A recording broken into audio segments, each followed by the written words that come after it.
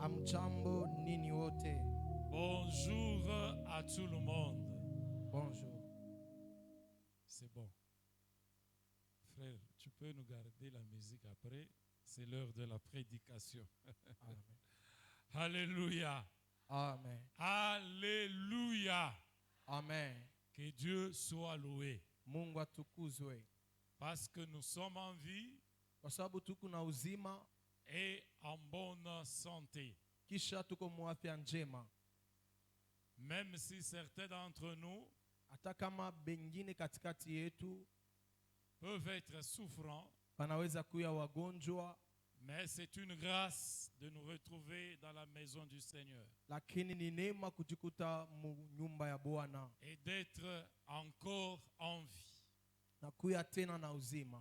Parce que la Bible dit, Sababu Biblia kunasema un champ vivant imbwa mzima vaut mieux qu'un lion mort. eko abei kuzidi simba mwenye kufwa. Aussi longtemps que tu as le souffle de vie en toi, Wakati yote ambao kunapumzika tena, même si tu es malade, hata kama uko mgonjwa, il y a encore l'espérance tena matumaini de vivre et de voir la gloire du ya Seigneur. kuishi na kuona utukufu wa Bwana. J'aimerais, avant la prédication, donner quelques petites réponses. Mimi napenda kabla ya kuhubiri kuleta kwa majibu moya kiloko.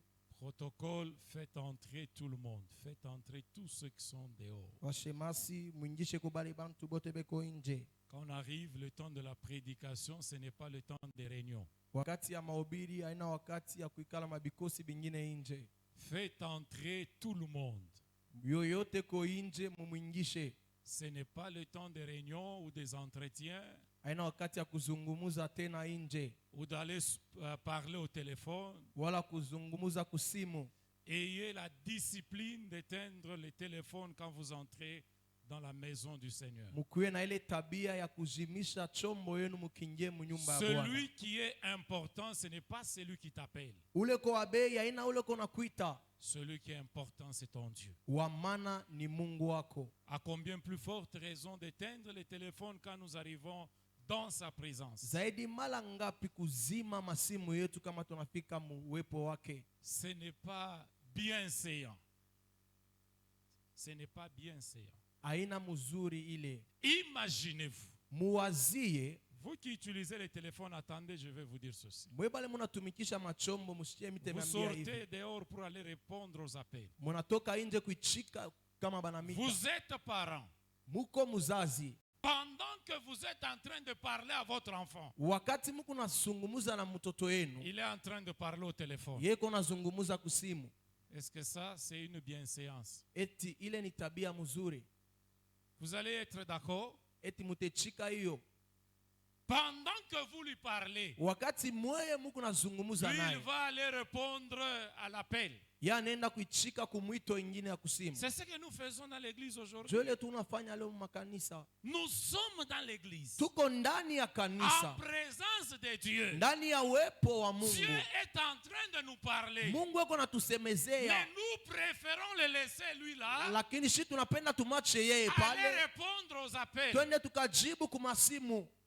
Il faut abandonner cette habitude. Tuache ile mazoezo. Vous ne me verrez jamais. Kama mutanyonaka. Et aucun jour Hata siku moya. sortir du temple, aller répondre au téléphone. Kutoka mukanisa juu nikajibu Quand kusimu. j'entre ici, Kama mimi naingia je umu. me mets là. Mimi nekala Je pale. ne sors jamais. Sitokake tena. Jusqu'à la fin. Paka na kumwisho. Parce que je dois honorer mon Père. Inabidi niheshimu baba Je yangu. dois honorer mon Dieu. Nimheshimie Mungu wangu. Ce n'est pas le temps d'aller répondre aux appels. Ena wakati ya kujibu kumasimu. S'il y a un mort dans ma famille Kama kuko lufu mjamaa yangu qui vient d'arriver inafika pendant que je suis à l'église wakati niko ndani ya ou kanisa je suis devant la chair, wala niko huku kumimbali, laissez-moi faire le travail de mon Père. mchunge mimi nifanye kazi ya baba Vous yangu. allez m'informer de ça après. Mtanikaburia ile habari kisha. Alléluia. Amen. Alléluia. Amen. Que Dieu vous bénisse. Mungu amibariki. Que Dieu vous bénisse. Mungu amibariki. Alors je vous donne le temps d'éteindre vos téléphones maintenant. Ninamkaburia wakati mfupi ya kuzima masimu yenu. Éteignez vos téléphones. Muijime. Est-ce que vous avez éteint vos téléphones? Eti munaijima. Est-ce que vous avez éteint vos téléphones? eti munazima masimu yenu. Commencez à me regarder. Éteignez. Muizime. Achetez les Bibles en dur, c'est tout. Muuze mabibilia yetu hii ya kitabu. Ne venez pas avec vos téléphones comme vos Bibles. Mushikuye na masimu yenu kama vile mabibilia. Achetez les Bibles Muuzeni mabibilia pour vous éviter toute distraction. juu ya kuepuka tena kulengamishwa kote. Alléluia.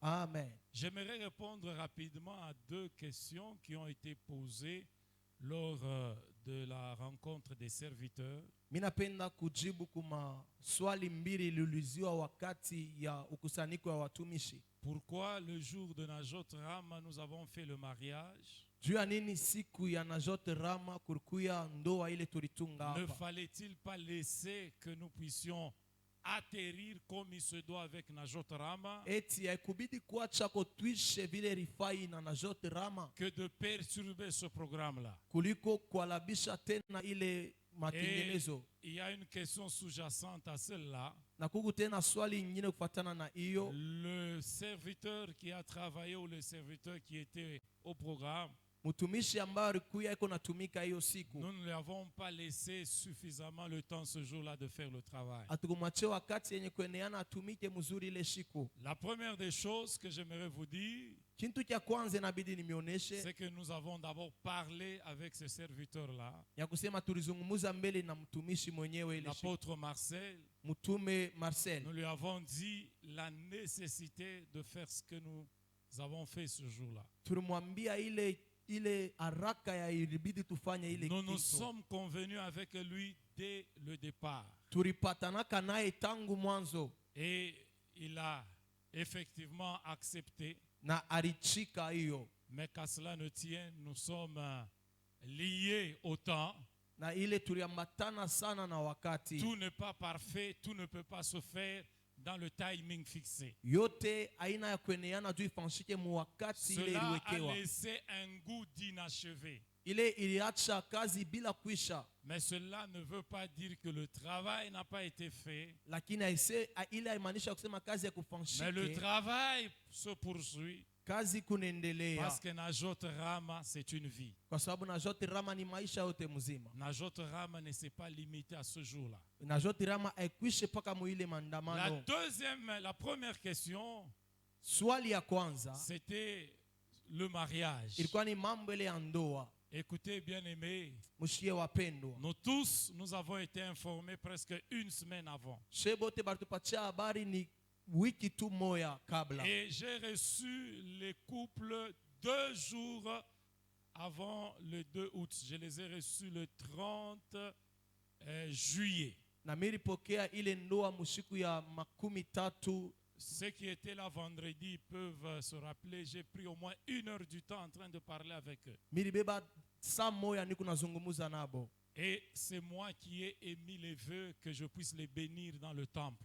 na mie jo miliweka ile ya kusema nibabarikie La ndani ya question hekalu. était qu'ils viennent dans mon bureau, que je puisse les bénir. Ilikuwa ni ya kusema bakuye ndani ya ofisi yangu nibabariki, Mais j'ai estimé lakini mie milipenda que la sœur Saint-Ish, ya kusema dada Sentish elle avait droit à notre honneur. alikuya na ile sheria ya ile heshima yetu. Elle n'a pas connu d'autre église en dehors de Siloé. Ashukwe na kanisa ingine nje ya Siloamu, Elle n'a connu que Siloé. alikuya paka na Siloamu Elle a kama kanisa. grandi à l'école des dimanches. Alikomea kule ku école de Elle a dimanche, été dans la JPC. alikuya munkunji ya Biana, Elle a été dans le groupe de missionnaires que le révérend, notre regretté Bishop Alexis Tambwe, avait envoyé à Horeb. alikuwa katikati ya bale bantu bishop alituma kule ku Orebu. Ils sont allés faire un grand travail à Horeb. Barienda kufanya kazi kubwa kule Ils sont Orebu, rentrés. barirudia tena. Elle était là, Alikuya hapo, interprète alikuwa et mtafsiri prédicatrice. na alikuwa mhubiri. Alors nous n'allons pas la chasser. Nous Hatutamfukuza, n'allons pas l'accompagner comme si on cachait quelque chose. hatutamsindikiza kama tunafuchika mambo Si je mafulani. l'avais béni dans mon bureau, kama mimi mubarikia mu les ofisi, gens allaient se poser des bantu questions. balipasha kujiuliza Il y a quelque chose de caché. kuku mambo meko chini chini. Pourquoi on l'a béni dans le bureau? Jua nini banambarikia kule kwa Alors kweushi. je voulais Miri que le penda mariage soit public, ndoa ikuwe katikati ya watu que wote, tout le monde la voit, muntu yote que amuone, tout le monde les voit, muntu yote et abaone, que nous puissions les honorer na tubaheshimu et les accompagner de cette manière, na tubasindikize mwile namuna. parce qu'on n'avait pas une autre occasion de le faire. Jua tukukwe tena na wakati nyingine kuyafanya. Est-ce j'ai été clair dans ma réponse? Eti mimi najibu wazi. Est-ce j'ai été clair dans ma réponse? Eti niku wazi mujibu yangu. Que Dieu vous bénisse. Bwana Mungu amibariki.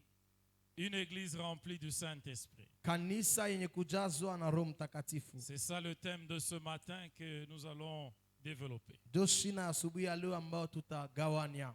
Nous continuons à Jot Rama. Tunaendelesha na Jot Rama. Une église remplie du Saint-Esprit. Kanisa yenye kujazwa na Roho Mtakatifu. Technique, vous êtes en difficulté. Vous nous avez créé un problème technique.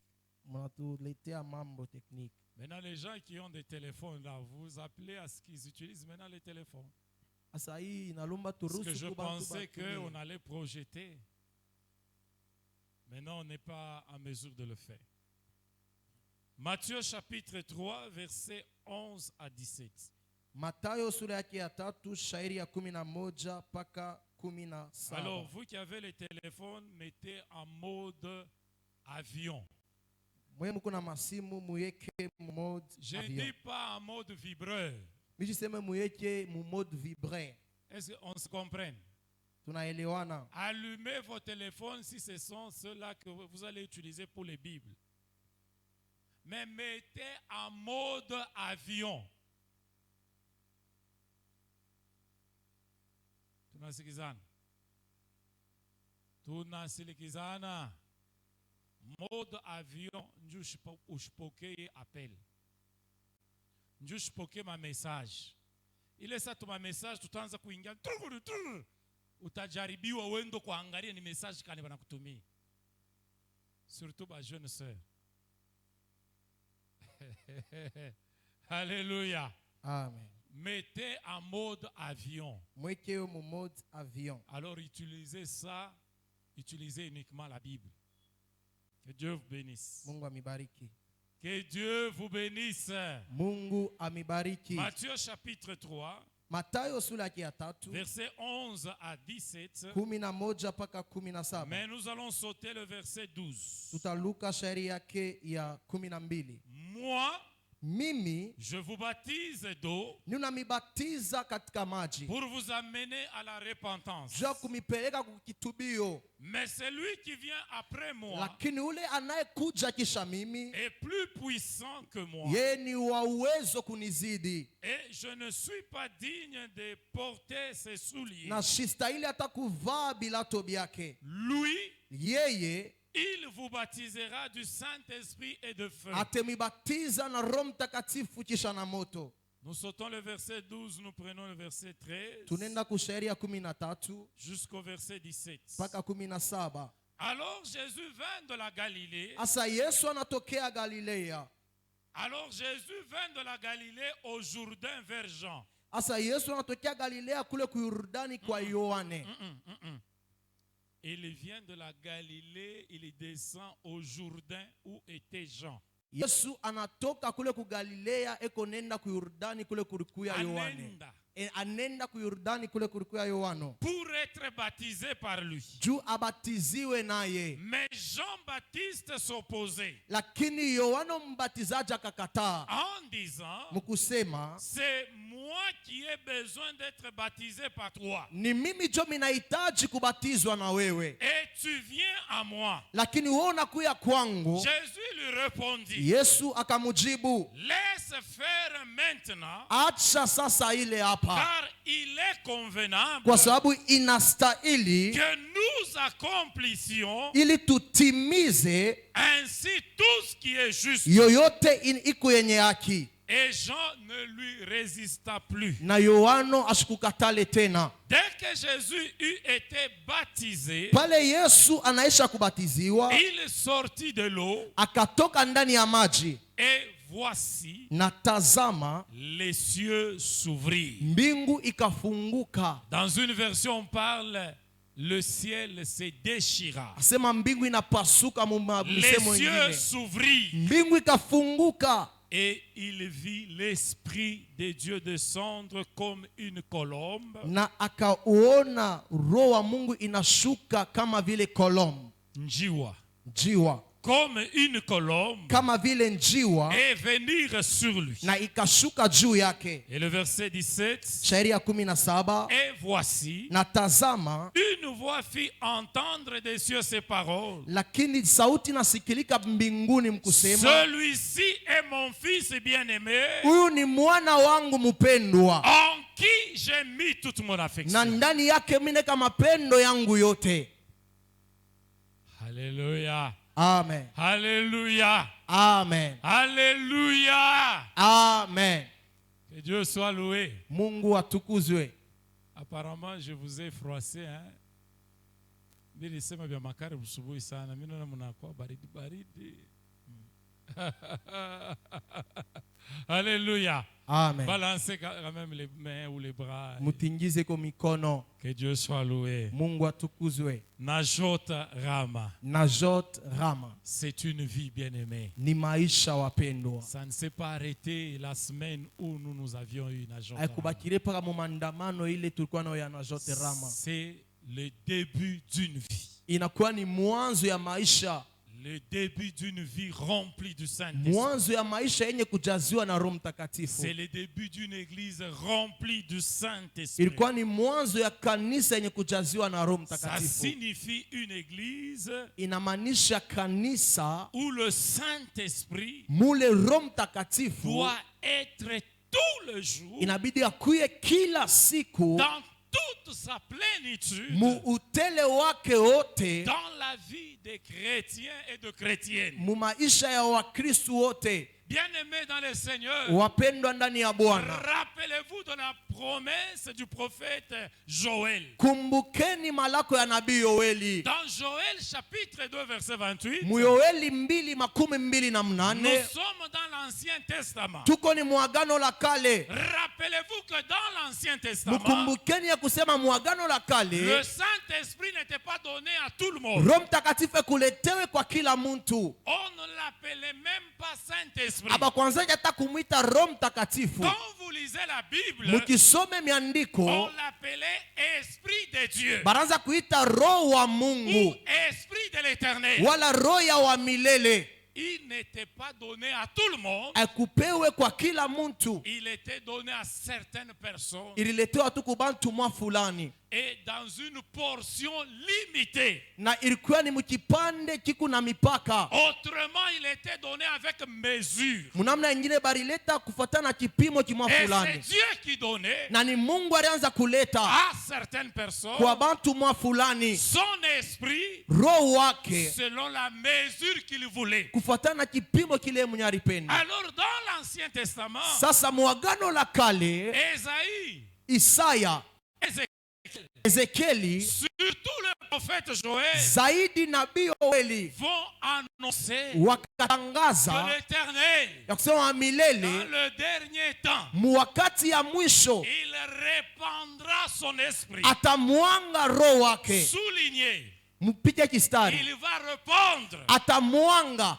Il donnait, Alianza kuleta, mais il ne répandait pas dans l'Ancien Testament. lakini ashikwanze kumwanga mwagano la kale. Mais le temps va arriver Lakini wakati tatimia, où l'Éternel, mule wa milele, le Dieu puissant, Mungu wa uwezo va répandre son esprit. atamwanga roho Et wake. la Bible dit, Na Biblia kunasema sans distinction aucune, bila kuchakula pana. souligné de fait, Mupige pale tena kistari, sans distinction, bila kuchakula bantu, et il va répandre son na esprit. atamwanga roho wake. Pas qu'il va mettre son esprit. Hainasema aleta wala ataweka, il va répandre son lakini esprit atamwanga roho sur wake toute chair. pa kila mwili. Alors Joël dit ceci. Sasa Yoeli anasema, Alors vos filles et vos filles prophétisent. wana wenu wanamke na wanaume Vos watatabiri, jeunes gens auront des visions. vijana vyenu vitaona maonyo, Vos vieillards auront des songes. wazee wenu watalota Et mandoto, sur toute chair, na pa kila mwili Dieu va répandre son esprit. Mungu atamwanga roho wake. Bien-aimés dans le Seigneur, Wapendwa ndani ya Bwana, cela a été annoncé dans l'Ancien Testament. ile litangaziwa muagano la kale, Mais à la venue de Jésus, lakini mkuja kwa Yesu son précurseur, ule alikuwa kutangulia, en la personne de Jean-Baptiste, ule mtu wa Yohana celui que Mbatizaji, Dieu a envoyé ule Mungu alituma avant son Messie, kabla Mesia wake, avant son oint. kabla mpakaliwa wake, Il va descendre. atashuka. Jean-Baptiste, Yohana il Mbatizaji va déclarer, atatangaza, celui qui vient après moi. ule kona kuya kisha mimi. Alléluia. Amen, Alléluia. amen. Il dit à Israël, Anamwambia Israeli, moi je vous baptise d'eau, mie mine mbibatiza katika maji, mais celui qui vient après lakini moi, ule atakuja kisha mimi, c'est celui-là, ye ni ule il vous baptisera atamibatiza du Saint-Esprit et de feu. na Roho Mtakatifu kisha na moto. Jean-Baptiste l'a annoncé. Yohana Mbatizaji aliyatangaza Un jour pendant qu'il baptisait au Jourdain, wakati ile siku iko nabatiza ku il a vu Yordani, descendre un homme. anaona mtu mweko na kuja. La Bible dit ceci, Biblia inasema hivi, il ne le connaissait pas, asikumjue hapana, mais il avait reçu un signe lakini alipokea alama moya, par lequel kupitia hiyo il allait découvrir atavumbula celui qui allait ôter le péché du monde ule alipasha kutosha zambi ya et ulimwengu, celui qui allait baptiser du na Saint-Esprit. ule atabatizwa na Roho La Mtakatifu. Bible dit ceci, Biblia inasema hivi, Jésus va s'approcher Yesu akamkaribia de Jean-Baptiste Yohana Mbatizaji, afin d'être baptisé, kisha kubatiziwa afin d'être baptisé ili abatiziwe du baptême de Jean-Baptiste. na batizo wa Yohana Mbatizaji. Soulignez ce fait-là. Mupike kisari pa ile Le mambo. baptême de Jean-Baptiste, Yohana Mbatizaji ubatizo wake c'était le baptême de la repentance. kwa ni ubatizo ya kutubu, Mais le oint de l'éternel, lakini mpakaliwa wa Mungu, le Messie de l'éternel, Mesia wa Mungu accepte de se faire baptiser anechika kubatiziwa du baptême de Jean-Baptiste. na ile ubatizo wa Yohana. Et lequel baptême? Na ni ubatizo C'est kani? le baptême de la repentance. Ubatizo ya kitubio. Alléluia. Amen, Alléluia. amen. Bien-aimés dans le Seigneur, Wapendwa ndani ya et Bwana, celui-là, na ule il était parfaitement Dieu alikuya ni mutele Mungu et parfaitement homme. na alikuwa mutele tena muntu. Écoutez, bien-aimés, Mushikie wapendwa, il était Dieu 100% alikuya Mungu muutele wote et il était homme 100%. na alikuya tena muntu muutele wote. Il est descendu Anashuka vers Jean-Baptiste. kwa Yohana Mbatizaji. Si vous suivez la discussion, Kama munafuata ile mazungumuzo yao, Jean-Baptiste connaissait ce qu'il était. Yohana alijua kile yeye Il dit, alikuya. moi je ne suis pas digne Asema mishi stahili de délier même les courroies de tes sandales. hata kukusa hata ile makamba ya masandali En yako. principe, Mukanuni c'est toi qui dois me ni baptiser wewe tu inabidi unibatize, et non moi te baptiser. aina mie tu inabidi nikubatize, Parce que Jean-Baptiste connaissait kwa sababu Yohana alijua c'est que celui-là kile yeye ule valait. alikuya. Il était Dieu, Alikuya ni Mungu 100% Dieu muutele wa et bumungu 100% na alikuwa homme. mtu muutele. Alors Jésus va lui dire, Asa Yesu anamwambia il faut que tu acceptes cela inabidi paka uichike hiyo et que tu puisses me baptiser na wewe unibatize, afin que nous puissions accomplir ili sisi yote tutimize ce qui est juste devant Dieu. kile kiku kenye haki mbele ya Mungu. Et Jean-Baptiste va le baptiser. Na Yohana akamubatiza. Alléluia. Amen, Alléluia. amen. La Bible dit ceci. Biblia inasema hivi, Quand Jean-Baptiste termine le baptême, wakati Yohana anaisha ubatizo, Jésus sort des eaux. Yesu anatoka ndani ya maji. La Bible dit ceci. Biblia inasema hivi, Le ciel se déchira. mbingu ikapasuka, Les cieux s'ouvrirent. mbingu ikafunguka, Et le Saint-Esprit, na Roho sous Mtakatifu forme d'une colombe, kama vile mualama ya njiwa est descendu sur Jésus. akashuka juu ya Yesu, Et au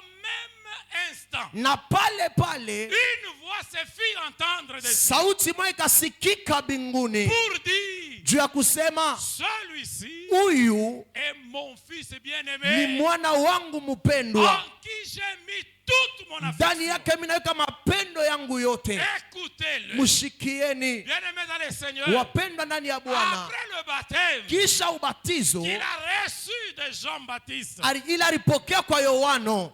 bien-aimé, Wapendwa, quelle humilité. kujishusha kwa namna gani? Jésus n'a pas voulu montrer ses galons. Yesu ashikuonesha kusema iko kama ni Il njia pana, s'est humilié comme un homme. alijinyenyekeza kama mtu Il wa n'a pas kawaida, fait état de son grade. ashikuangalia hata ile cheo yeye alikuwa Parce qu'il nayo, était Dieu, juu alikuwa il Mungu, s'est dépouillé yeye alitosha de ses prérogatives divines. ya ile bumungu alikuwa nabo. Ce que Joël avait dit, Kile Yoweri alisema, écoutez bien aimé, msikie wapendwa, que Dieu allait répandre son ya esprit. kusema Mungu atamuanga roho wake. Dieu a commencé d'abord à donner son esprit Mungu alianza mbele mkuleta roho à wake son fils Jésus. kwa mwana wake Yesu, Il va lui donner atamukaburia son esprit. roho wake. Son esprit est descendu sur Roho lui wake lishuka juu yake dans toute sa plénitude. muutele wake wote. Bien-aimé, quand vous lisez les Écritures, Kama munasoma miandiko à partir de ce jour-là,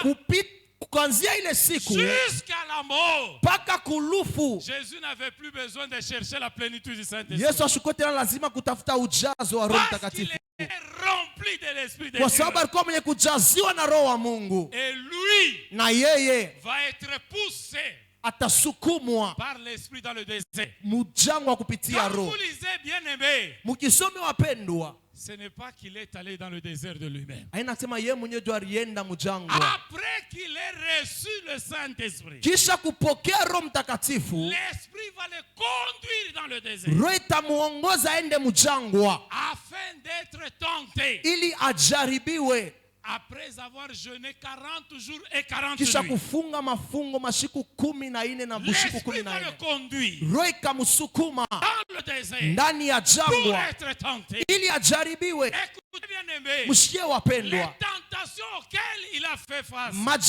majaribu ambayo ilimupata, Si vous lisez bien, kama mnasoma le mzuri, diable voulait shetani qu'il alipenda puisse utiliser ses prérogatives divines. atumie ile nguvu yake ya Tu as kimungu. faim. Uko na njala, Je sais qui tu es. mimi najua kile Je wiko, sais que tu es capable mimi najua kusema de unaweza prendre cette ya pierre kubeba hii jiwe et de la transformer en pain. uitokeleshe iwe mkate. Il voulait le pousser à utiliser ses prérogatives divines. Alipenda kumsukuma yeye atumie Mais bumungu bila kuwa pendant nabo. qu'il est sur terre, Wakati alikuwa pa dunia, il dépendait de son père. alianza kuelekea na baba Il yake, s'était dépouillé des prérogatives divines. alitosha bumungu bula alikuwa C'est nabo, l'esprit de son ni père roho ya baba qui yake les rendait capables de ndio faire ilianza quelque chose. kumkaburia mauwezaji ya kufanya kitu. Alléluia. Amen. Il était capable de transformer la pierre en pain. Alikuwa na uwezaji wa kutokelesha ile jiwe iwe Mais il mkate, a refusé lakini parce alikatala qu'il devait obéir à juu son ilibidi père. amutii baba Il yake, devait se remettre à son père. ilibidi amutii baba yake, Il n'a pas cédé à la tentation. ashikuchike ile majaribu, Comme Ève dans le jardin d'Éden. kama vile au amule shamba la Ève a Edani, vu le fruit, au akaona ile tunda, le désir des yeux. ile amu ya Elle a macho, convoité na le hii anatamania désir de la chair. ile namu ya De mwili manger ce fruit-là. juu ya kuria ile tunda, Alors qu'elle en avait plein dans le lakini jardin. alikuwa na ingine ya Mais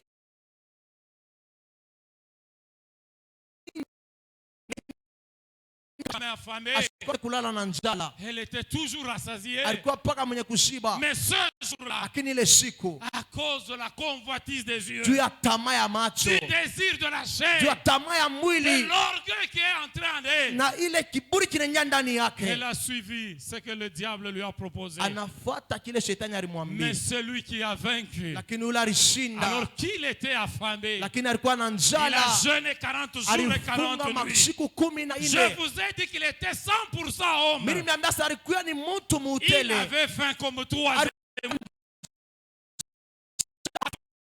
Kiu kama mie na wewe. Ève a échoué. Lakini Paulo alishinda.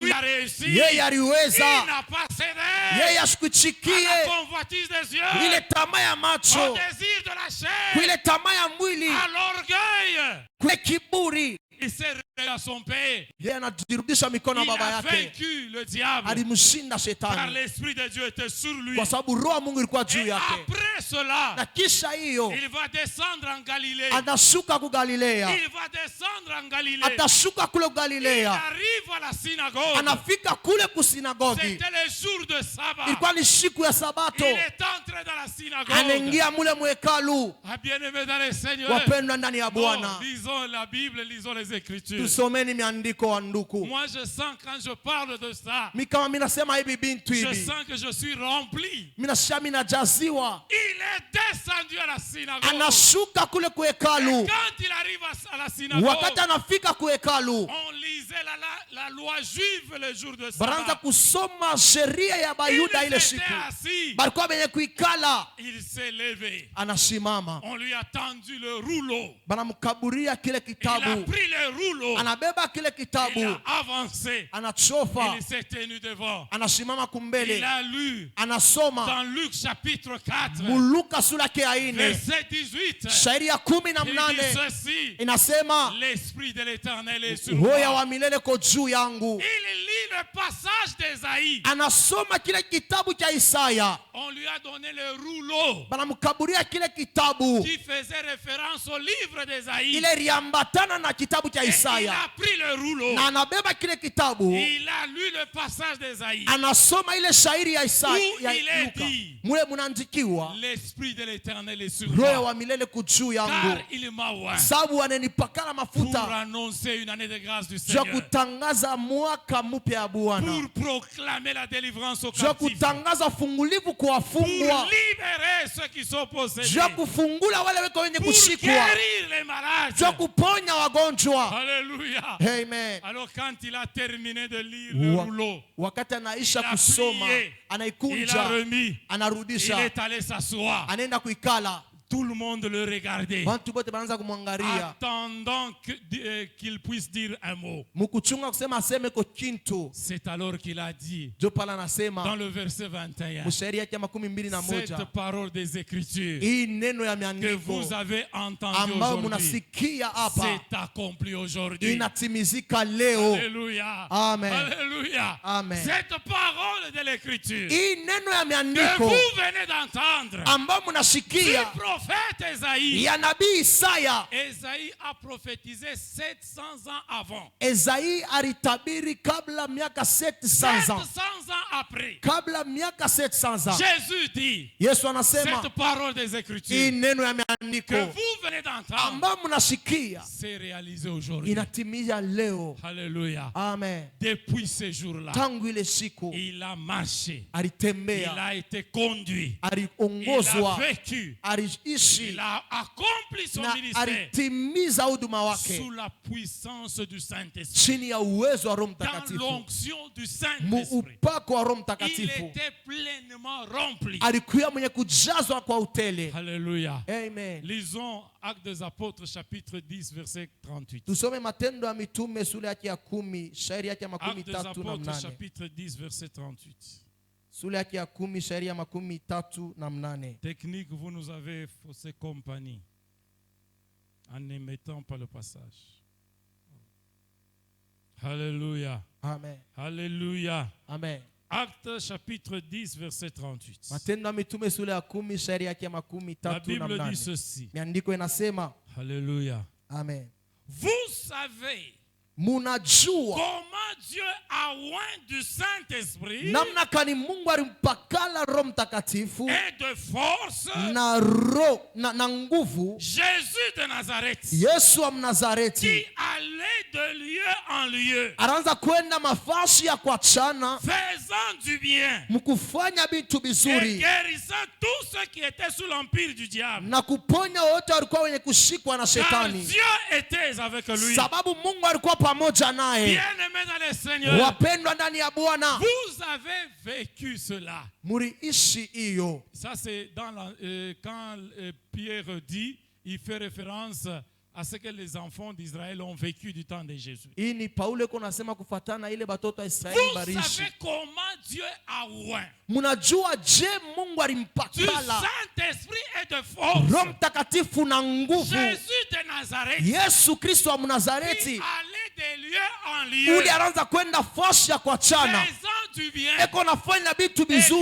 guérissant le malade. neko naponya wagonjwa. Il était rempli, bien-aimé. Alikuwa mwenye kujazwa wapendwa, Il a guéri les malades. aliponya Il wagonjwa, a délivré les possédés. alifungula wale wenye Il a kushikwa, libéré les captifs. alifungula wafungwa. Alléluia. Amen, Alléluia. amen. Il a parlé. Alisema Son ministère huduma wake n'était pas un ministère de cycle court.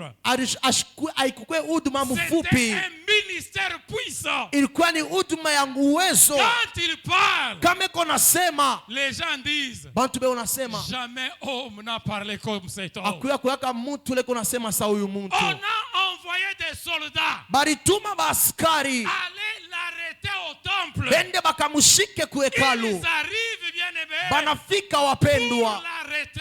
juu ya kumushika. Il était en train de prêcher. Alikuwa iko na ubiri, Alors ils se sont tenus là-bas. banashimama pale Les caporaux, bale bakaporo, les sergents, bale les basergent, majors, banajo, les capitaines, bakapitaine, tous ces gens-là, bale bantu ils bote se sont tenus banashimama en train de le suivre. beko namshikia. Après l'avoir suivi, Kisha kumushikia ils se sont retournés, ils sont rentrés. banarudia, Ils ont dit aux pharisiens, banambia ils disent, mais wafarisayo, pourquoi vous ne l'avez pas arrêté? juu ya nini mumubambe? On vous a envoyé pour le prendre et nous l'amener. Tunamtuma juu mumubambe Les mtuletee. soldats vont leur dire, Waskari batabambia hii, jamais, kamwe jamais, kamwe homme muntu n'a parlé comme cet homme. ayasemaka sa huyu muntu. Alléluia. Amen. Alléluia. Amen. Balancez les mains. Alléluia. Tingiza mkono. Alléluia. Amen. Alléluia. Amen. C'est un homme rempli du Alikuwa ni Saint-Esprit. mtu mwenye kujaziwa na Roho. Je vous ai dit vendredi, Mimi nimeambia mkajitano, un jour,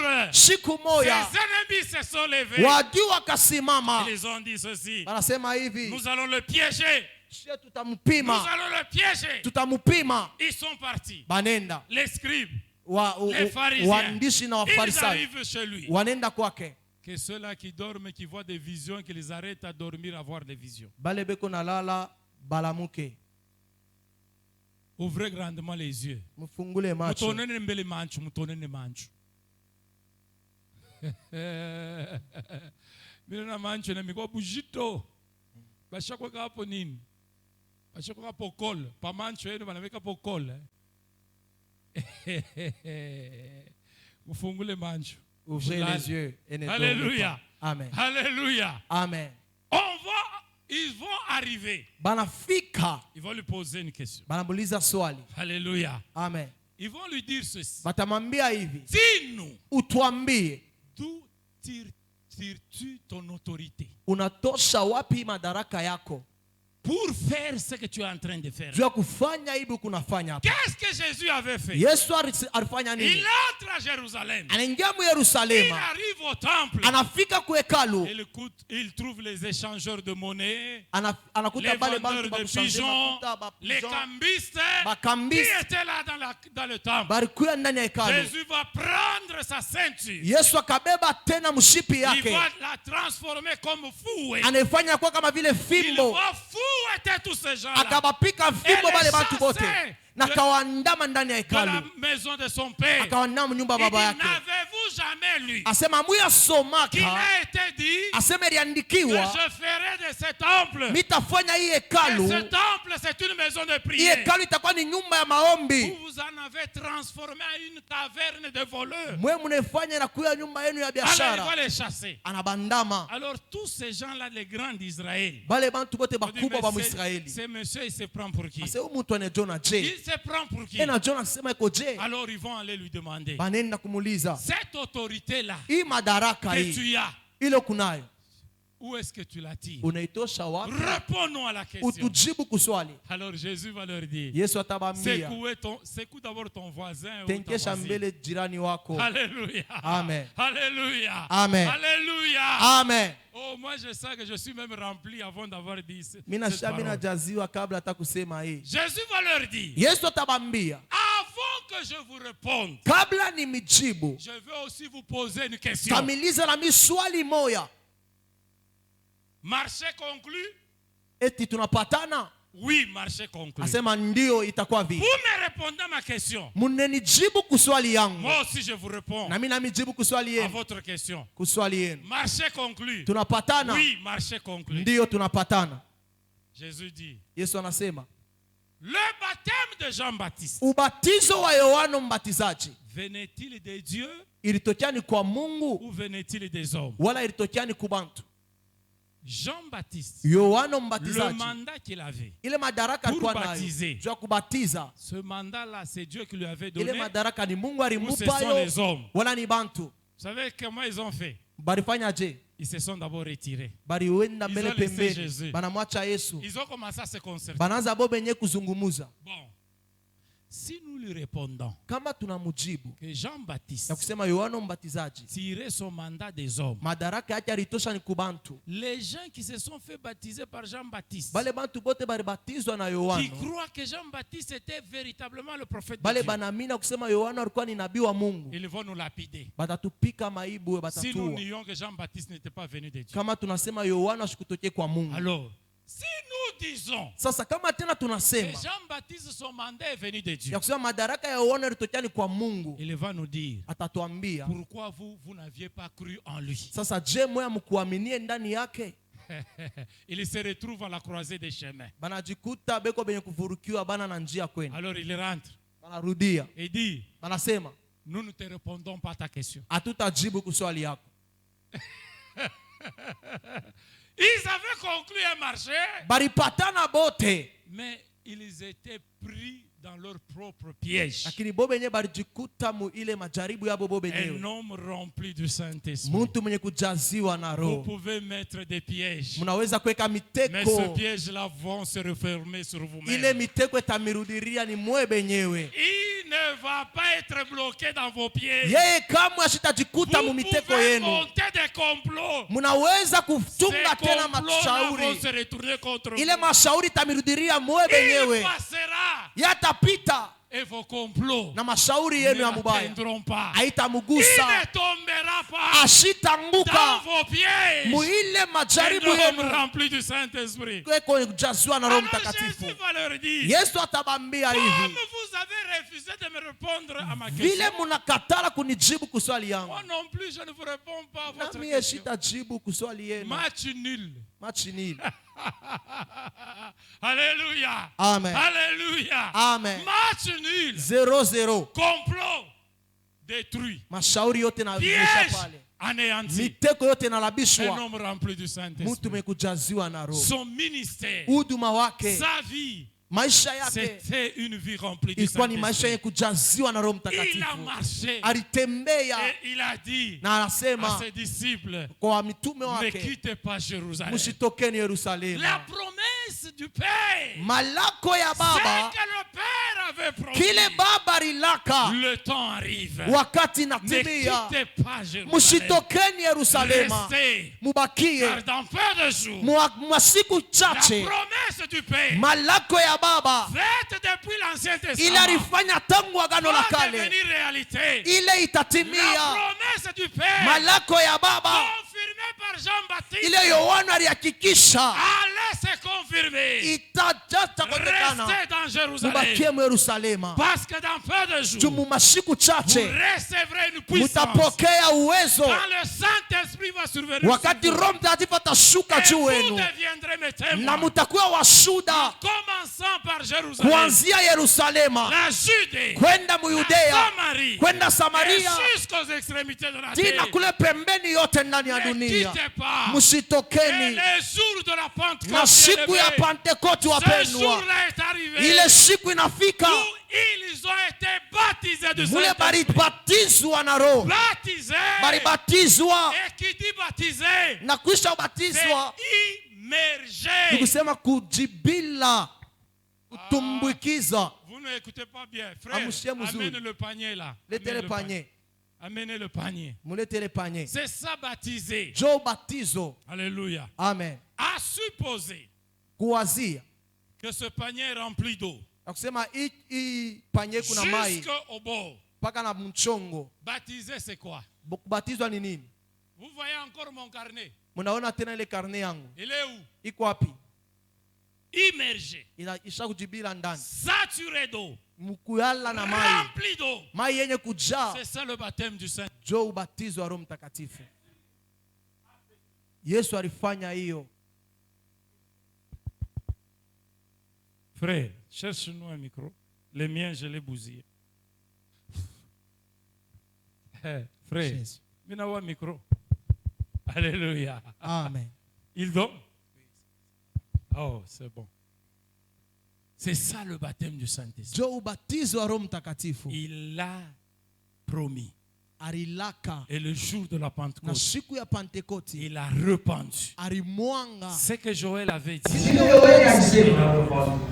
Écoutez bien, aimé. Il a reçu du Père le Saint-Esprit. Il est monté. Le jour de la Pentecôte, Siku ya Pentekoti quand vous lisez bien, nous n'aurons pas le temps de lire. hatutakuwa na wakati ya kusoma, lakini Quand vous mkisome lisez vizuri, Actes des Apôtres chapitre 2, mkisome Matendo ya Mitume sura ya pili versets 32 à 33, shairi ya 32 mpaka 33, Jésus a répandu le Saint-Esprit. Yesu alimwanga Roho Mtakatifu. Est-ce que vous me saisissez? Eti Non, non, non, munenifuata, non. Vous ne me saisissez pas bien. amunifate mzuri, Bougez un peu les mains. mutenkeshe kwa mkono, Suivez-moi bien. munifuate na utaratibu. Le Père avait promis. Baba arilaka, Il a donné au Fils. alileta kwa Il mwana, a d'abord rempli le Fils. anajaza mbele mwana. Toute sa vie et son ministère, Muhuduma wake wote c'était une vie, un ministère rempli du Saint-Esprit. ilikuwa ni huduma na maisha yenye Le Fils kujazwa, a promis na mwana pia que analaka ce que le Père avait dit, ya kusema kile baba il alisema allait le réaliser dans quelques jours. atayatimiza mu mashiku chache. Le Fils est parti. Mwana nenda, Et quand le jour est arrivé, na wakati ile siku natimia, selon la prédication de l'apôtre Pierre, kufuatana na mahubiri ya mtume Paulo, Jésus a répandu. Yesu Il alimwanga, a répandu le Saint-Esprit alimwanga Roho Mtakatifu sur toute chair, kwa kila mwili, sur son église, mu kanisa afin yake, que son église soit baptisée, juu kanisa ibatizwe, soit immergée, ikwe itumbukize, soit saturée, ijaziwe vive une vie maisha yote mzima, une vie remplie du Saint-Esprit. kuishi maisha yenye Pas kujazwa na une Roho vie Mtakatifu. médiocre, Hapana maisha ya chini ya pas ole, une vie hapana maisha médiocre, ya mubaya ya mais une vie ole, remplie du lakini Saint-Esprit. maisha yenye kujazwa na Roho Bien-aimés dans le Mtakatifu. Seigneur, Wapenda ndani ya Bwana, je lisais il y a 2 ou 3 jours, je lisais un cours. kuku masiku 3 wala 2 mimi naanza kusoma kuru moya, Je lisais mon cours de théologie. mimi naanza kusoma kuru yangu ya teoloji. Est-ce que j'aurai le temps? Je vais vous lire un paragraphe. Mitamisomea hata musemo moya, C'est en anglais malheureusement. ni mukiingereza. Alléluia. Amen. Bon, on peut aller peut-être directement dans la traduction. Il y a un auteur qui a dit, suivez-moi. Il dit ceci. Anasema Si la vie éterne, je traduis directement en français. Si la vie éterne, terne ça signifie haina na éclat. C'est ça terne. Frère, fleur kama inatosha maua mzuri sana. Pote. Kama inafane inakuwa terne, inapotesha bote yake. Si la vie éterne, kama maisha haina tena na buzuri bwayo, inadéquate. Inadéquate.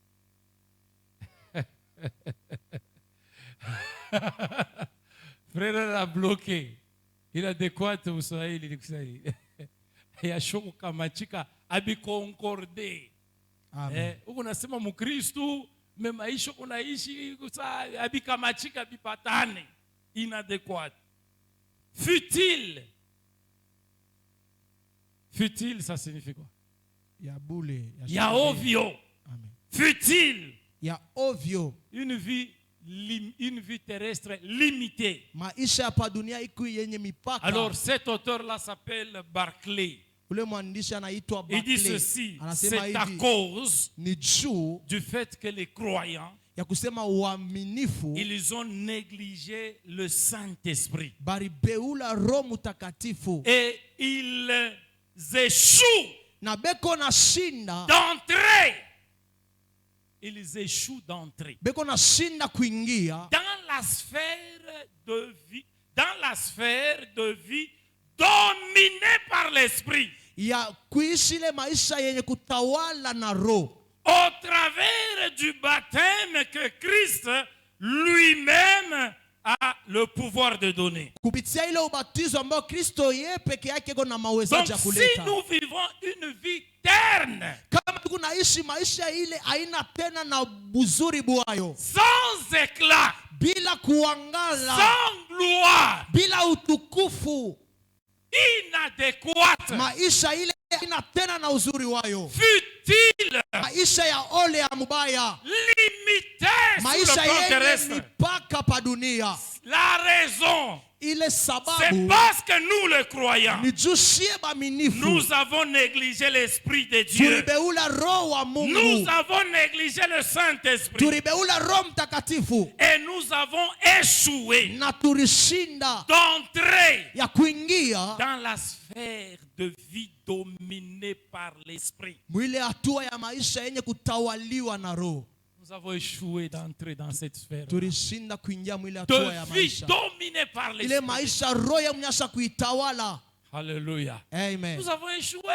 Tulishinda, Nous avons négligé le Saint-Esprit. tunabeula Roho Mtakatifu. Le Saint-Esprit ne nous conduit Roho pas. Mtakatifu atuongoze Le tena, Saint-Esprit ne nous dirige pas. Roho Mtakatifu atuongoze tena, Il ne nous remplit pas. asitujaze Nous kwa ne sommes utele. pas remplis. Hatuna wenye Nous sommes kujaziwa, des gens charnels, tuko bantu bakimwili, remplis des choses de ce monde. beko paka na bitu bya mwili dunia. Au lieu d'être remplis du Saint-Esprit, Pahali pa kujaziwa na Roho nous Mtakatifu, sommes remplis des choses de ce monde. tubenye kujaziwa na bintu bya dunia. Alléluia. Amen. Alléluia. Amen. Alléluia. Amen. Alléluia. Amen. Dieu veut une église. Mungu ako natafuta ile Des kanisa gens remplis du ya Saint-Esprit bantu benye kujaziwa na Roho. qui peuvent dire non au mal, Banani banaweza kusema hapana qui kubibaya, peuvent dire non au péché, hapana kuzambi. qui peuvent résister à la tentation. Wale wanaweza kushikamana mbele ya Bien-aimés majaribu. dans le Seigneur, Wapendwa ndani ya je vous Bwana, donne le témoignage. mina mikaburia ushuda, Écoutez-moi, bien-aimés. munishikie wapendwa. Moi que vous voyez, Mie huyu Mungu naona si vous êtes parmi mes correspondants sur WhatsApp, kama Mungu katikati ya bale bantu bapa WhatsApp niku je nabo, vais vous bombarder les méditations tous les jours. mitanza kumipachia mafikiri ya Biblia kila Au siku gouvernorat où je suis, kule ku guvernora niko, les gens de notre ministère, bale bantu ba je mkazi les yetu bombarde des versets bibliques de la méditation siku tous les yote jours. unabatumia mausomi ya Les gens kufikiri. qui viennent voir le ministre, Bale bantu bena kwa kumona si ule on l'envoie chez moi kama wanabatuma et que je kwangu, prends son numéro, nabeba masimu il yabo, entre dans mon téléphone, ingia musimu yangu, il reçoit le passage biblique. ataanza kupokea babitabu Qu'il ya soit Biblia. païen, qu'il ne soit pas païen, c'est pas Akwe mon problème. mupagano wala Je nani lui wala envoie. mama, mimi kunamtumia. Un jour, un monsieur m'a dit, ah, moi je suis catholique, unirumie. Mtu mari nyambia niko mkatoliki. Alléluia. Amen. Alléluia. Amen. J'envoie partout. Niko natuma nifasi yote. Au Congo, en dehors du Congo, en Europe, partout. Mumainchi yote niko natuma. Même mes clients, moi, Ataba kriya bangu. comme leur avocat, je les renvoie. Kama vile mtetezi wabo niko nabatumia. Alors il y a un jeune homme Kuko kijana qui est moya venu récemment voir notre ministre. alikuwa kumona ministre wetu Nous mashughuli sommes pita. entrés en réunion. Tunaingia tena mkusanyiko Le nabo. ministre m'a appelé, j'ai assisté à la réunion. Ministre alinita tu ningie Après la mwele. réunion, Kisha ile il m'a dit, tu kusanyiko. vas avec eux, Asema wende tu vas nabo. parler avec eux, tu continues avec eux. Wendo sumburie nabo uishe Alors on nabo. échange avec eux, ce sont des jeunes entrepreneurs. Tunasumuria nabo ni babijana bego mamambo. ya Alors ils biashara. avaient leur projet. Ils m'ont expliqué. bananiambia J'ai dit, byote. bon, prenez mon numéro, vous allez m'appeler ou vous allez m'écrire. Minasema mbebe simu yangu Il a mutanita pris wala mon mtu- numéro. Il Anabeba est simu. parti. Anenda. Il s'est trompé. Anaji- Il m'a anajidanganya. écrit pour me Ananiandikia. demander son dossier. Juu ya Je kunilomba lui ai tena écrit. dossier yake. Le lendemain, je lui envoie un passage biblique. Mina mwandikia ati kesho namutumia kitabu cha kusoma. Alléluia. Amen. Le 29 juillet, Le 29 juillet il m'écrit, aniandikia me dit, il dit, asema homme de Dieu, mtumishi, merci beaucoup. asante sana, Vous m'avez aidé. munenisaidia, Vous m'avez aidé par votre message munenisaidia kupitia hii de ujumbe wenu méditation. ya kufikiri. Écoutez ce qui est arrivé. Shia vile bilipika. Alléluia. Amen. J'ai fait la surfacturation dans notre société des Chinois. Milifanya facturation kwa ile kampuni yetu ya Bashinois. Vous savez la surfacturation? Mnajua facturation ni nini? Sœur Mimi, C'est mimi. Mnayake Meka, prenons quoi? Prenons par exemple quelque chose de simple comme quoi? Prenons un habit Tubebe nguo qui coûte $20. iko na bei ya $20. Toi, on t'a laissé comme gérant pour vendre dans la maison, dans la boutique. We barikuwa Au lieu de tunauzisha vendre à nguo. $20, Pali pa kuzisha na toi $20. tu vends à $22 Wewe unauzisha na $22. pour récupérer les $2 de surplus. Mnabeba ile $2 ya yulu. Alors il a fait la surfacturation Alifanya ile surfacturation. sur 2 produits Muma produit qu'ils mbili. devaient acheter dans leur usine ou dans leur société minière. Ile ilibidi bauze kule ku kampuni yabo. Malheureusement pour lui, Lakini kwa ole kwake il a été découvert. balimvumbula. Il était gérant. Alikuwa yeye joko na Le patron chinois l'a découvert. ule chinois na mvumbula. Il dit, tu as surfacturé. Anasema unaibia. C'est une faute professionnelle. Amen. Ton travail va terminer. Anasema kazi yako inaisha. Alléluia. Amen. Alléluia. Amen. Et ce jour-là, on venait de faire la méditation de David quand il avait fait le comptage des enfants d'Israël.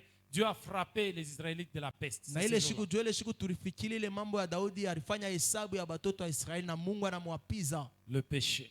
zambi. Alors, il a regardé sa famille, Anaangalia jamaa yake, il a regardé ses enfants. anaangalia batoto Il dit, yake. homme de Dieu, Asema mtumishi, prie pour moi uniombee parce que je viens de mettre en danger ma famille. kwa sababu mimi naweka muhatari jamaa yangu. Le travail a pris fin. Kazi imekwisha. Maintenant, je ne sais pas comment ma femme, mes enfants vont vivre. Sijue namna kani bibi yangu na batoto bataishi. Mon patron chinois, Ule shefu yangu chinois il m'a suivi. ananifuata. Il dit, Asema toi, tu ne vas pas démissionner. weye hautaacha kazi. Cite que ce sont les autres travailleurs qui ont fait ça. Kama ni bale bafanyakazi bengine balifanya. Cite que ce sont tes subalternes qui ont fait ça. Utaya kusema ni bale bengine jo Comme ça, balifanya. nous allons les licencier. Vile Et tutabafukuza toi, bo. tu vas rester. Lakini wewe utabakia. Il a dit non. Asema hapana. Ah non. Hapana. La méditation que je lui ai envoyée, Mafikiri ile mimi son mtumia. cœur a battu. Moi, je Moyo n'étais pas wake là. naanza kupika. Mishukuyeko. Maman Koulou, moi, je n'étais pas là. Mama nkulu mishikukuyeko. Mais la parole qu'il a Lakini méditée, neno la rifikiri. il dit, je vais sacrifier des innocents Asema inutilement. mitatoa tu bale bantu bana na Parce que bubaya. son patron, là, chinois, l'aimait beaucoup. Tu shefu yake ule Il dit, alimupenda toi, tu ne sana. vas pas partir. Asewa utenda. Sacrifie les autres. Taya Il bengine. dit non. Asema hapana. Non, Hapana. ce sont des innocents. Boa bana na C'est mambo. moi qui ai fait Ni ça. mie jo milifanya hiyo. J'accepte de Minechika partir. kwenda. Il va prendre sa lettre de démission, il va déposer. Anabeba lettre ya demission yake anapeleka. Et son travail est terminé. Kazi yake Il inaisha. dit, homme de Dieu, Ase mtumishi priez pour moi. Que uniombee. Dieu m'aide. Mungu Je viens de anisaidie. mettre ma famille et mes enfants en danger. Ninaweka jamaa yangu J'ai dit, muhatari. frère, je vais prier pour Na toi. ndugu yangu takombea. Que Dieu t'accorde le pardon. Mungu Et que Dieu t'aide. akurehemu na kusaidie. La semaine qui vient de s'écouler ici, Hii wiki inaisha hapa. presque 2 semaines passées, Kuna kuwa mawiki presque mbili. 2 semaines après, Kuna kuya kisha mawiki le mbili. patron va dire, Ule shefu anasema, rappelez-moi ces garçons-là. munitie ule kiana ule. Rappelez-moi ces garçons-là. Munitie yeye ule Qu'il kiana. rentre. Arudie.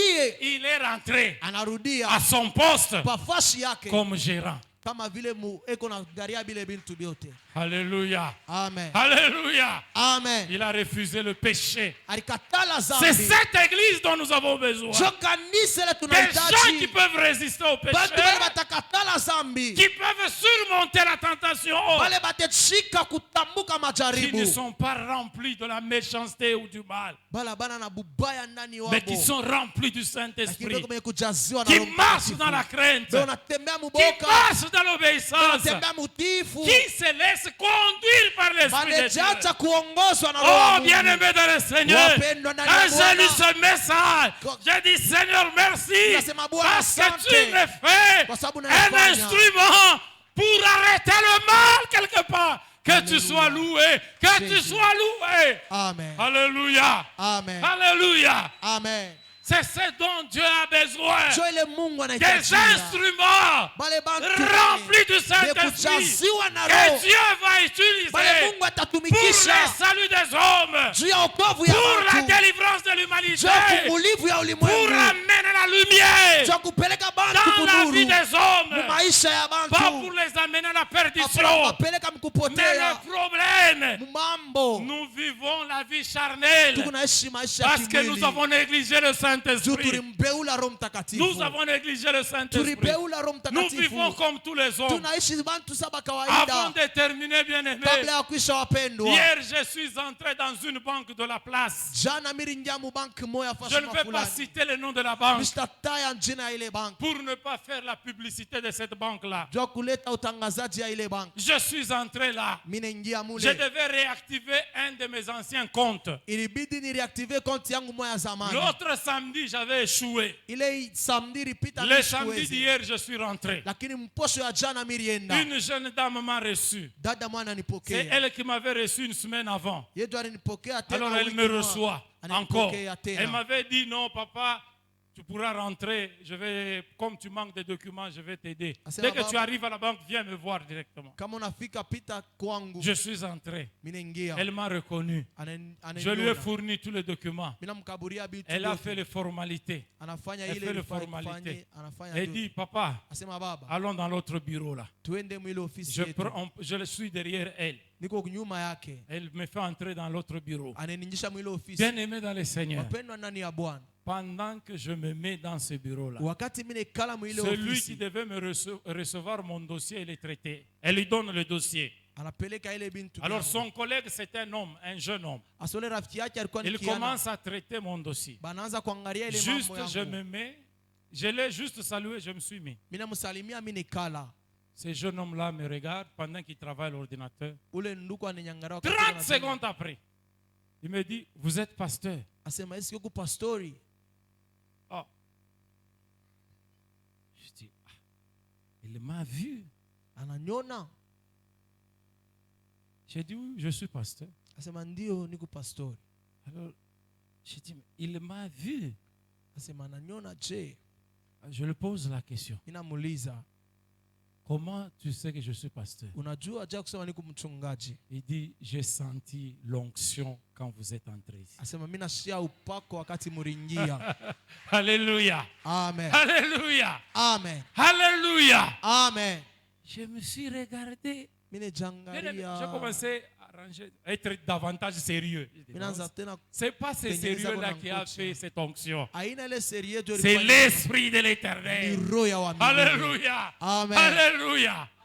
Alors en sortant, j'ai dit à cette dame-là qui m'a servi, j'ai dit, madame, merci beaucoup pour votre serviabilité. Asante sana juu ya kazi yenu. J'espère que vous êtes chrétien comme moi. Mimi nazania Mungu ba Kristo Il dit, sami. oui, oui, je suis chrétien. Sema ndio niko Il dit mkristo. que Dieu vous bénisse. Mungu Et je amibariki. suis sorti de la banque, je suis Na mimi parti. toka mu bank na mimi Bien nenda. aimé, Wapendwa, l'onction fait la différence. upako kunafanya chanisho. Cherchons Yes. la plénitude du Saint-Esprit. Tutafute utele wa Ne Roho marchons Mtakatifu. pas comme des aveugles. Tusitembesa bipofu. Ne battons pas l'air comme si nous sommes en train de nous battre contre l'air. Tushanze tu Ne kuzunguka faisons pas le tunapambana. ministère Tusitafute en mahuduma comptant sur notre propre force kutumainia et manguvu en yetu mettant l'Esprit de Dieu à na côté. kuweka roho wa Mungu Ne pembeni. vivons pas Tusiishi de manière ordinaire, namna ya mais kawaida, vivons lakini tuishi étant remplis du wenye Saint-Esprit kujaziwa na roho et exerçant le ministère na tutumikishe sous l'onction huduma du Saint-Esprit. chini ya upako wa roho. Najot Rama, Na Joti Rama, l'apôtre Marcel avait dit, mtume Marcel alisema c'est une vie. na Joti Rama ni maisha yote mzima. Ça ne s'est pas arrêté cette semaine-là. Haikubakirie pa mwile C'est une maandamano. vie. ni maisha, C'est une vie. ni maisha. Quand je suis sorti de là-bas, Wakati mimi j'ai nilitoka dit, kuba, Seigneur, nasema Bwana, remplis-moi encore. unijaze Et tena, encore. tena, Et encore. tena, Et encore. tena. Alléluia. Amen. Alléluia. Amen. Remplis. Unijaze, Remplis. unijaze, Remplis. unijaze. Nous avons besoin de cette Tu plénitude lazima na ile utele ile. afin que les chaînes tombent, Juu minyololo yanguke. afin que des délivrances entrent dans la vie des Ili gens, mafungulivu ingie maisha ya bantu. afin que la paix de Dieu entre dans des Ili foyers, salama ya Mungu ingie umandoa na afin que des majamaa. grâces puissent toucher des gens, Ili neema ibambe tena bantu. afin que la puissance du Seigneur Juu uwezo wa Bwana soit à l'œuvre. ikuwe ndani ya tendo. Sois à l'œuvre. Ikuwe kunatenda. Alléluia. Yes. Il agit encore, Encore, encore. Il guérit encore. encore. Alléluia. Vous ne savez pas ce qu'on dit. Le temps de miracle n'est pas passé. Il est le même hier, aujourd'hui, éternel. Il agit encore, il agit encore, encore. Il agit encore.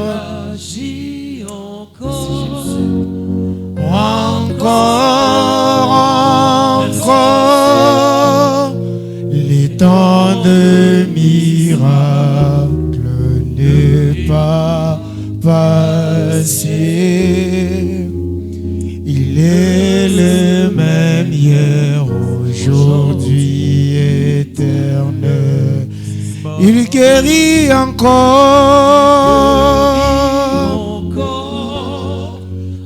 encore, oui. Alléluia. Il guérit encore,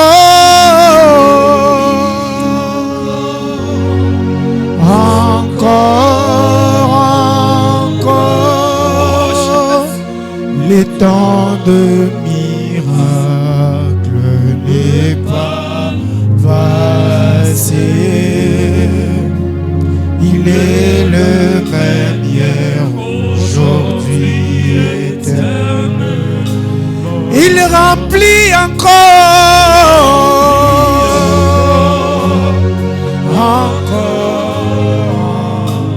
Il remplit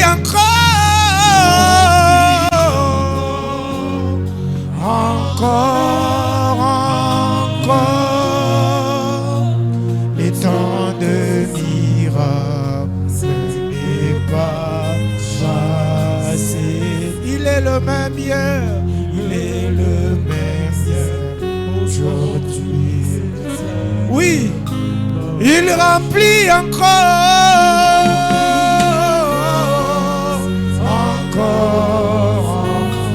Il remplit encore.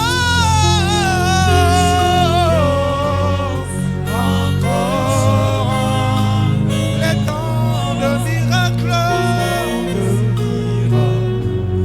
n'est pas passé. Il est le même hier. Il est le même hier, aujourd'hui, éternel. Il bénit encore.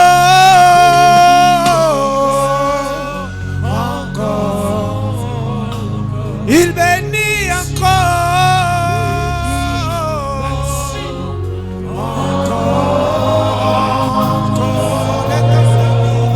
Les temps de miracle n'est pas passé. Il est le même hier, aujourd'hui. Il délivre encore.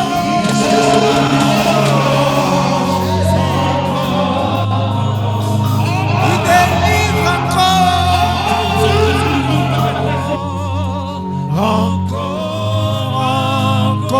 encore. Les temps de miracle n'est pas passé. Il est le même hier. Il est le même hier, aujourd'hui. Oh, il guérit encore. Oh mon Dieu. Il guérit encore.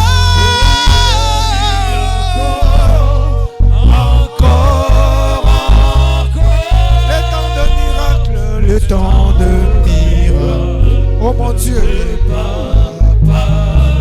il est le même hier, le même hier. Éternel et Dieu, j'ai besoin de toi ce matin dans ma vie, Jésus. J'ai besoin de toi dans ma vie ce matin, éternel et Dieu. J'ai besoin de toi ce matin dans ma vie, éternel et Dieu. Ma force, c'est toi, Saint-Esprit de Dieu. Je te veux ce matin, Saint-Esprit de Dieu. Je te veux ce matin, Saint-Esprit de Dieu. Je te veux ce matin, Saint-Esprit de Dieu. Je te veux ce matin, Saint-Esprit de Dieu. Je te veux ce matin, Saint-Esprit de Dieu. Je te veux ce matin, Saint-Esprit de Dieu. Je te veux ce matin, Saint-Esprit de Dieu. Je te veux ce matin, Saint-Esprit de Dieu. Je te veux ce matin, Saint-Esprit de Dieu. Je te veux ce matin, Saint-Esprit de Dieu. L'Esprit de puissance, l'Esprit de Dieu, l'Esprit de puissance, l'Esprit de Dieu. Me voici ce matin, Père. Oui, éternel et Dieu demandé. Tu m'as dit dans ta parole que ce n'est ni par ma puissance, mais c'est par ta puissance, Père. Ce n'est ni par mes sacrifices, mais c'est par ta puissance, Père.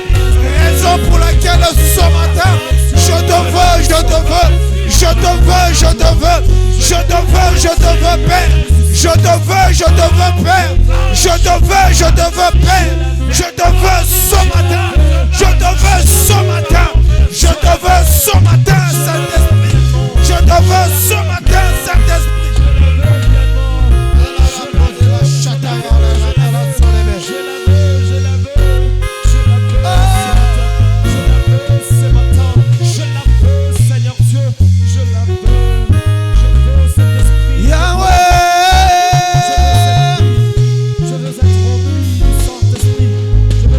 Il agit encore.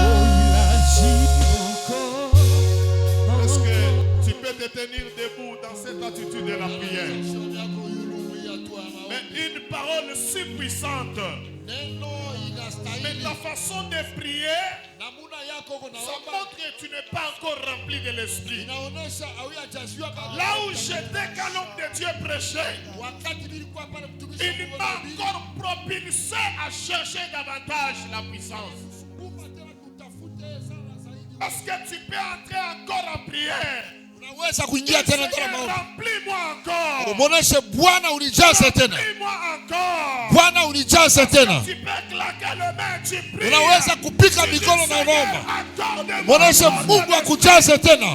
Remplis-moi de l'esprit. Unijaze na roho wako.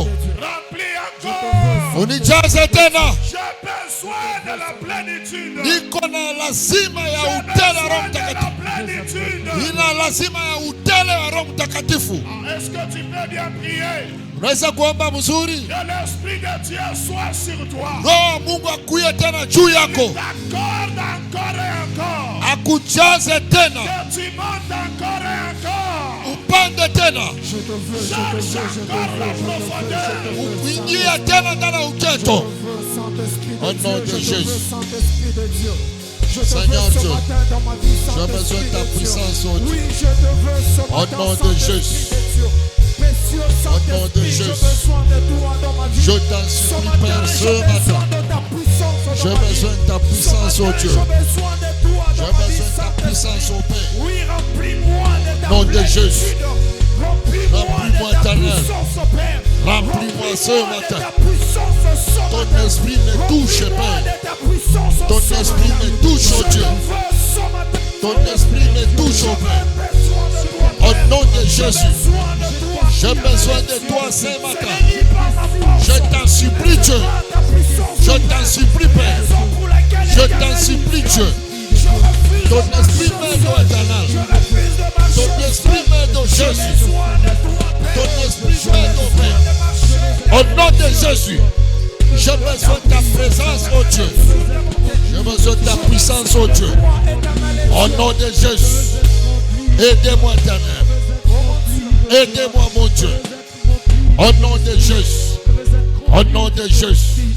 Ton esprit marche ce matin. Ton esprit marche en ces lieux. Au nom de Jésus. Est-ce que tu peux acclamer très fort pour la gloire du Seigneur? Eza pika mikono juu ya utukufu wa Mungu. Acclame très fort le Saint-Esprit. Pika tena mikono juu ya Roho Mtakatifu. Acclame très fort le Saint-Esprit. Pika tena mikono Roho Mtakatifu. Acclame très fort le Pika mikono, Saint-Esprit. pika mikono. Le Saint-Esprit, le Saint-Esprit. Pika mikono tena. Amen. Amen. Que Dieu vous bénisse abondamment. Mungu amibariki tena. Que Dieu vous bénisse abondamment. Mungu amibariki tena. Salut celui qui est à côté de toi, dis-lui Najote. La mcholo pembeni yako umuoneshe Najote. Dis-lui Najote. Umwambie Najote. Dis-lui Najote. Umwambie Najote. Lui doit te répondre Rama. Ye akujibu Rama. Najote. Najote. Najote. Rama. Najote continue. Najote kunaendelea. Une église remplie du Saint-Esprit. Kanisa yenye kujaza na Roho Que Mtakatifu. Dieu vous bénisse. Amen. J'ai reçu des gens qui m'ont appelé de partout Milipata bantu waliniita fashi pour yote. dire que nous bénissons vraiment le pasteur Paul. Tunabariki sana Il Pasteur a Paul. fait un très grand travail à Siloé. Alifanya kazi munene Voyons kusiloe. que les choses montent Tunaona bintu biko et napanda. qu'il y a une grâce vraiment dans l'église. Na kuko neema pa kanisa. Que Dieu vous bénisse. Mungu amibariki. Si le pasteur monte, c'est-à-dire c'est toi qui l'as fait monter. Kama pastori anapanda ni wewe unapandisha. Une église remplie du Saint-Esprit, les gens ne s'absentent pas à l'église. Kanisa yenye kujaza Roho Mtakatifu. Une église remplie du Saint-Esprit, les gens honorent leur engagement.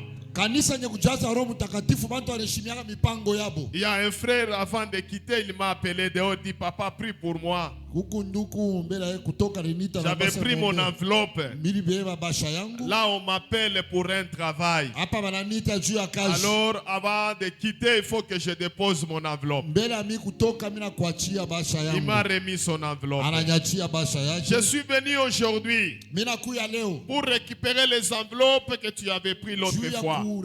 kubeba mabasha ile tulibebaka. Viens avec ça et puis nous allons vous bénir. Kisha ile tutamibariki. Parce que ce soir aussi, nous commençons de l'autre côté le travail. Kwa sababu magharibi tunaanza mikongamano kule ngambo. On aura aussi une semaine. Na shetu tutakuwa na wiki mzima. Bâtir 2026 Kujenga 2026. et fais ta bonne part.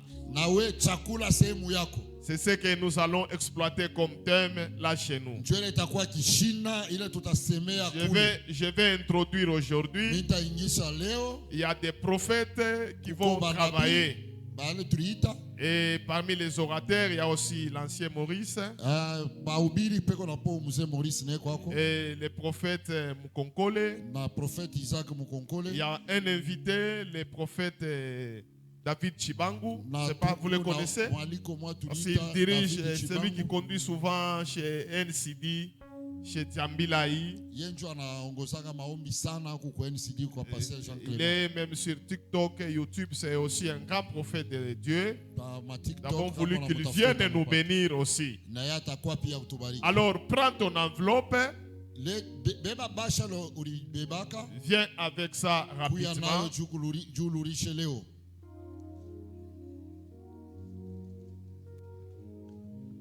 Ici c'est donné. Tu prends seulement l'enveloppe, tu viens. Je ne traîne pas.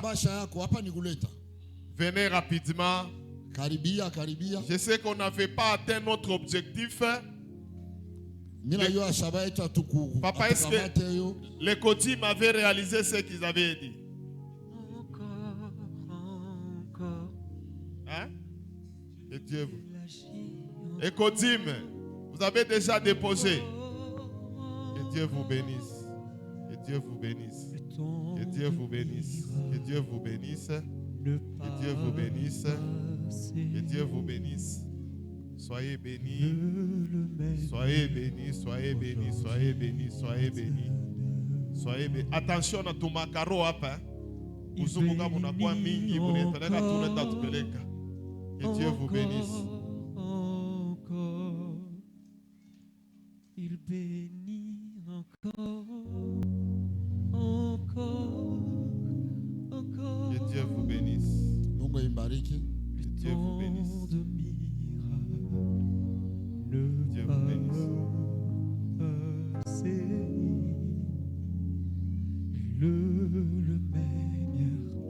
Amen, amen. Amen, amen. Qui avait pris l'enveloppe et qui n'a pas remis? Nani alibeba basha asirudishe?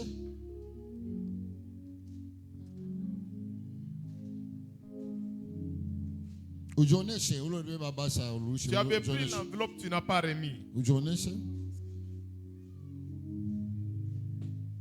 1, 2, 3, 4, 5, 6, 7. Amen. Amen. Vous savez, à un moment donné, je me suis décidé Mnajua wakati mwa fulani nichukua mpango. que quand on a des problèmes, Wakati kuna mambo, des fois, on peut même aller s'endetter, tunaendaka hata kukongola. non, pour terminer les problèmes. Juu ashe kuisha mambo. Écoutez, une église remplie du Saint-Esprit, Shikia kanisa yenye ujaza Roho Mtakatifu. s'il faut servir Dieu, Kama inapendeza il faut kutumikia Mungu. prendre une décision farouche. Quand tu prends un engagement avec le Seigneur, il ne faut pas prendre cet engagement à la légère. Wakati unachukua mpango juu ya kutumikia Mungu ushibebe kwa zoezo. Et ce que je peux vous demander, Ile mimi napenda kuonyesha que l'objectif n'était pas atteint shaba sur le atukufikie plan de finances. juu ya fedha. Amen. Amen. Mais nous sommes remplis. Tuko benye kujaziwa. Écoutez, Shikia. ce qui fait l'intimité avec Dieu, Ile inafanya uhusiano na Mungu. ce n'est pas l'homme Haina mtu qui fait qu'il se sanctifie pour être dans l'intimité avec Dieu. juu ajitakase akuwe muhusiano na Mungu. Alléluia. Amen. C'est là où j'avais compris, Joba milielewa. quand Saïl est allé pour tuer David, Wakati Saulo alienda juu ya il kuua David, arrive là. anafika kule. Le Saint-Esprit le saisit. Roho ya Mungu En anamushika réalité, katika il ukweli. était animé d'un esprit de crime. Alikuya na roho ya Il était kuuaji. mal intentionné pour tuer l'homme de Dieu. Alienda na nia Comment kuwa est-ce mtu wa- possible? Inaweza kuwezekana Le mtu wa- Saint-Esprit le saisit. Roho ya Mungu anamushika. Il commence à prophétiser Anaanza kutabiri jusqu'au petit matin. kufikia asubuhi. C'est par là que j'ai compris. Ndio pale milielewa. C'est lui qui donne l'intimité. Ule analeta uhusiano C'est na Dieu. mtu, ni Mungu. C'est Dieu qui donne Ni l'intimité. Mungu ndio C'est analeta Dieu qui uhusiano. donne la soif. Ni Mungu C'est analeta Dieu qui kiu. donne l'amour. Ni Mungu analetaka Bien mapendo. aimé dans le Seigneur, Mapendo katika Bwana. j'aimerais que notre église ici, Ninapenda hii kanisa. vous savez, la force de Siloé, Nguvu ya Siloe c'est ça notre force. ndio nguvu yetu. Amen. Amen. Partout où nous allons partir, Fasi yote tunaweza nous kwenda. sommes fils de Siloé. Tuko batoto ya hii Et kanisa. le fait de mon cœur, Na kutaka kwa moyo wangu que notre église monte. kanisa hii ipande. Alléluia. Amen. C'est comme je vous avais dit l'autre fois. Sasa mimi nimeonyesha wakati Nous, nilikuja. avec Maître Paul, Shie pamoja na nous pastor sommes Paul. une grande famille. Tuko jamaa kubwa. C'est-à-dire, nous voulons que ça aille de mieux en mieux. Tuko napendela iende tena zaidi juu ya zaidi. C'est ça l'esprit que nous avons. Njoo roho ile tuko nayo. Il y a des gens Kuko bantu qui ont pris des décisions balichukua mipango dans des moments pareils. muma wakati ya hivi. Tu as 2 terrains, 3 terrains, tu ne construis pas. Uko na mpango mbili tatu au yengepo.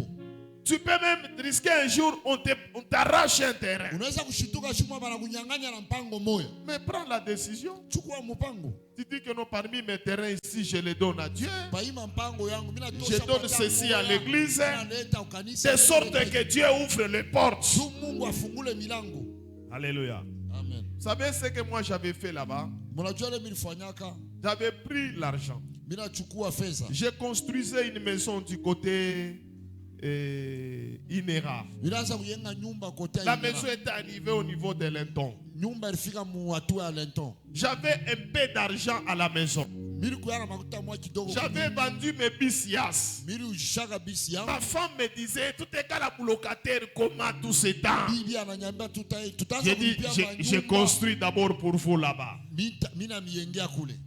Arrivé à un moment donné, Wakati mwa fulani, j'ai senti, mina shikia, j'ai dit, moi je vais construire ma maison. mina fia kuyenga nyumba. Dieu va être locataire comment? Mungu ataanza kulipia namna gani? J'ai dit non, Mina sema hapana. ça serait injuste. Iye haitawezekana. Si je vis, Kama mina ishi, je vis pour le Seigneur. mina ishi ni juu ya Mungu. Autant mieux que je donne à Dieu Ni ya faida nimupatie Mungu ma maison. nyumba yangu. Alléluia. Amen. J'ai vendu cette maison. Mina ujisha ile nyumba. J'ai vendu les yas que j'avais. Mina ujisha mayasi nilikuwa nayo. J'ai pris l'argent. Mina chukua fedha. J'ai acheté la parcelle. Tunauza nyumba. Après avoir acheté la parcelle, Kuisha kuza nyumba. les messieurs qui étaient dans la parcelle, c'était les maisons de la famille, dit non, comme les autres t'ont vendu. Ule alikuwa munyumba, vile alikuwa nyumba familia na sasa bene ba. C'est la maison que les parents nous ont laissée. Ni nyumba bazazi balituachia. Alors tu achètes les 4 maisons là et tout ça, mais la pièce qui est ici, moi je vais garder ça. Unauza hiyo taka kanyumba kama mie mimi nitabakia. Je me suis dit, ça devient compliqué. Hii inakuya ya kigumu. Qu'est-ce que tu veux dire? Non, l'argent ne doit pas suffire. Asema makuta haitenea. J'ai dit que ça va, comme ça je te donne la maison. Mina upatia nyumba. Ile nyumba iko Il dit ça va. Sa mzuri. Donc pour acheter une seule parcelle, Juu ya kuuza nyumba j'ai moja. dépensé la valeur de 2 maisons. Milujisha militosha makuta ya manyumba Pour la gloire du Seigneur. juu ya utukufu wa Mungu. Amen. Amen. Amen. Amen. Je me suis dit, Dieu, Mina sema Mungu qu'il soit élevé. Que Dieu monte. Mungu apande. Que moi je descends. Mimi nishuke. C'est ça, être rempli de l'esprit. Jo kujaziwa na Roho Nous Mtakatifu. sommes au service de Dieu. Tuko kukazi ya Mungu. C'est ce que les Kinois disent, Bendela Ekoyate. Ndio bakina wanasemaka drapeau haitanguka. Bendela Ekoyate. Drapeau haitanguka. Dis à ton voisin, Siloé ne tombera jamais. Yonesha ule kompembera o Siloé. Dis-lui, Siloé ne tombera Mwambie jamais. Siloé haitanguka kamwe. Écoutez, quand la Bible nous dit, les gens allaient à l'église donner leur maison, ils vendaient des champs, leurs biens, pour que l'église avance. Sikia, wakati Biblia inasema bantu wanaanza kujisha mamashamba yabo bintu byabo beko naleta makuta kumikulu ya banafunzi. Mais pourquoi pas nous? Juu ya nini jie? Parce que les écritures que nous lisons, Juu miandiko tuko na